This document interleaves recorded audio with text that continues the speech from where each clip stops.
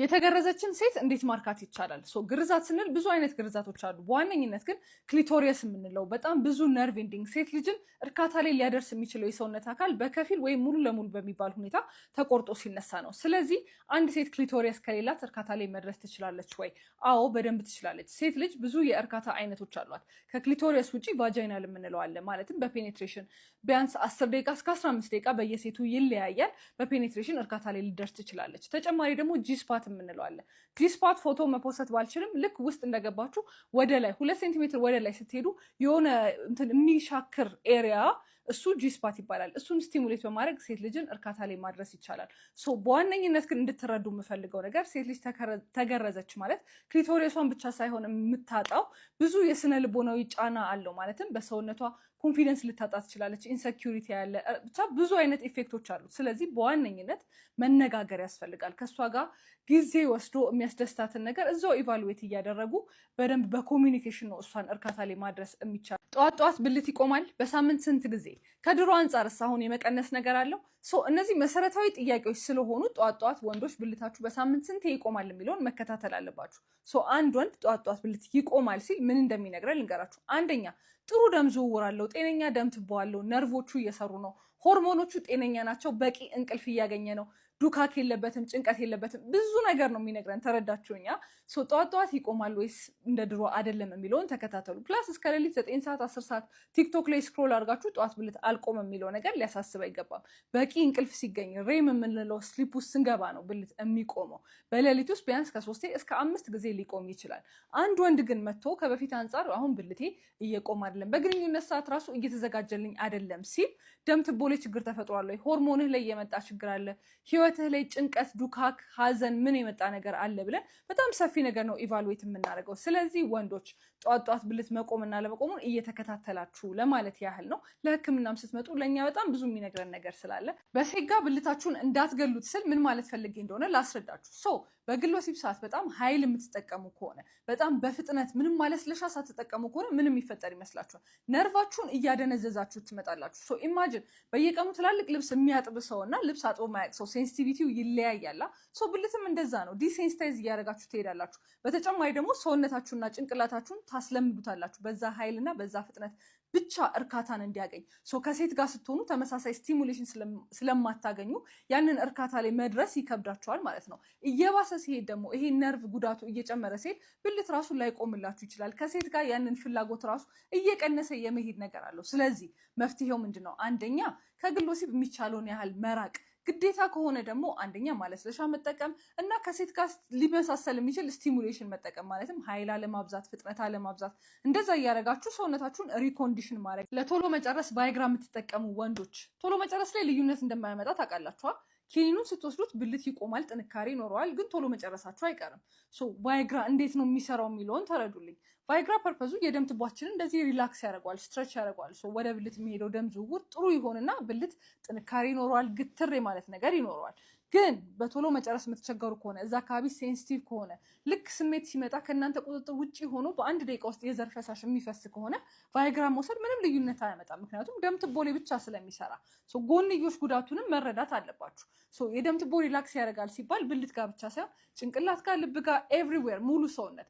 ቫይግራ ወስዳችሁ የምታውቁ ከሆነ ልክ ጠዋት ስትነሱ ራስ ምታት፣ ይሄ ቁጭ ብላችሁ ብድግ ስትሉ ብዥ ማለት፣ አፍንጫ እንደዚህ ንፍጥ በንፍጥ የመሆን ነገር፣ ፊት የመቅላት አይነት፣ እይታ ላይ ራሱ ብዥ ማለት ነገር አለው። ምክንያቱም ጥሩ ደም ዝውውር ወደ ጭንቅላት ራሱ እየሄደ ስላልሆነ ደም ትቦ ሙሉ ለሙሉ ሪላክስ እያደረገ ስለሆነ ለቶሎ መጨረስ የምትቸገሩ ከሆነ ቫይግራ መፍትሄው አይደለም።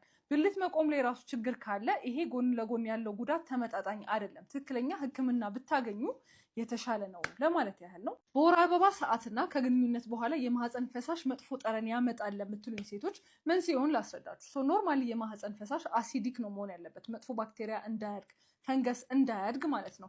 ልክ የወር አበባ ሰዓት ግን ይሄ አሲዲቲ ይዛባል፣ ማለትም ቤዚክ እየሆነ ይመጣል። የወንድ የዘር ፈሳሽን ቤዚክ ስለሆነ ይህንን አሲዲቲ ያዛባብናል። የዛኔ መጥፎ ባክቴሪያ እንዲያድግ ያደርገዋል።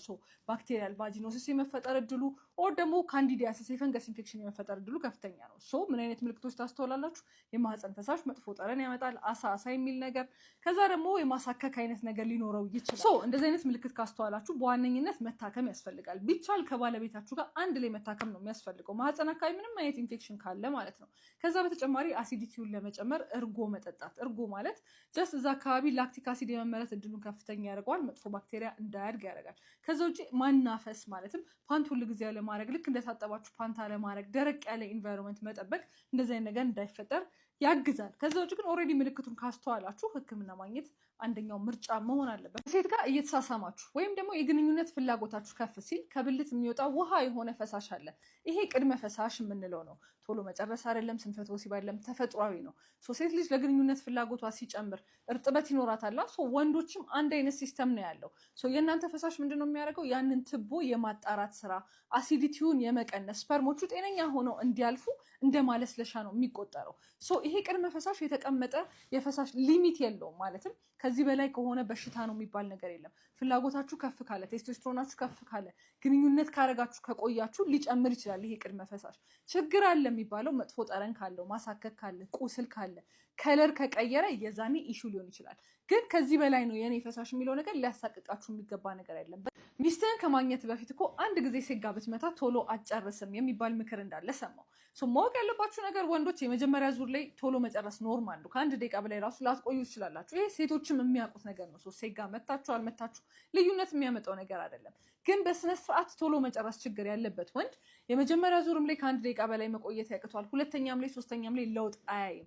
ከዛ ደግሞ ቤት ሴጋ መተህ ውጣ ስትሉት ማለት ነው ለሁለተኛ ዙር ለመዘጋጀት ጊዜ ሊፈጅበት ስለሚችል ከእሷ ጋር ሲሆን ጭራሽ ብልት ላይቆምለት ራሱ ይችላል።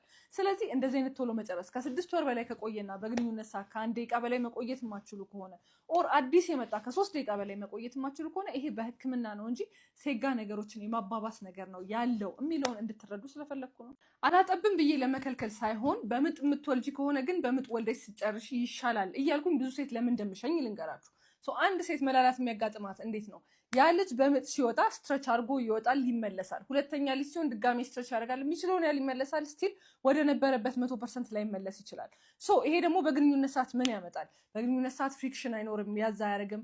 ስለዚህ የአየር ድምፅ ሊበዛ ይችላል፣ ኮንፊደንስ ያሳጣል። ብቻ በፓርትነር ላይ ያለው ላይ ጫና ሊያደርስ እንደሚችል ይገባኛል። ግን ድጋሜ በቅርብ በምጥ የምትወልጂ ከሆነ ይሄ ስትረችንግ፣ ይሄ በግንኙነት ሰዓት የሚረብሽሽ ነገር ለምጡ ያግዛል። ማለትም ምጡን ያሳጥርልሻል። ከመጀመሪያው ምጥ እየቀለለ ነው የሚመጣው። ይሄ ላስቲሲቲ ነው በግንኙነት ሰዓት አፌክት የሚያደርግሽ። ግን አት ዘ ሴም ታይም ለምጥ የሚያግዘው ይሄ ኢላስቲሲቲ ነው። ስለዚህ በምጥ ወልደሽ ስትጨርሺ፣ ምክንያቱም ይሄ ፕሮሲጀር ኮዝሞቲክ ነው ማለትም አስቸኳይ የሚያደርገው አሁን ካልተሰራ የሆነ ጉዳት ይደርሳል የሚያስብል ነገር አይደለም። አንድ ሴት ወልዳ ስትጨርስ 4፣ 5፣ 6 ልጅ ለምን አይሆንም? ሁሉንም ከወለደች እና ከዚህ በኋላ ሌላ ልጅ አልወልድም በምትልበት ሰዓት የዛኔ ታይትኒንጉን ማሰራት እንችላለን። ኮዝሞቲክ ነው፣ ቀስ ብሎ የሚደርስ ነገር ነው። ግን አሁን እንደዚህ መላላት ቢያጋጥማችሁ ራሱ በቅርብ የምትወልዱ ከሆነ ልታስጠብቡት ምጣችሁን እንደ መጀመሪያው የመመለስ አይነት ነገር ስለሆነ ወልዳችሁ ስትጨርሱ ይደርሳል።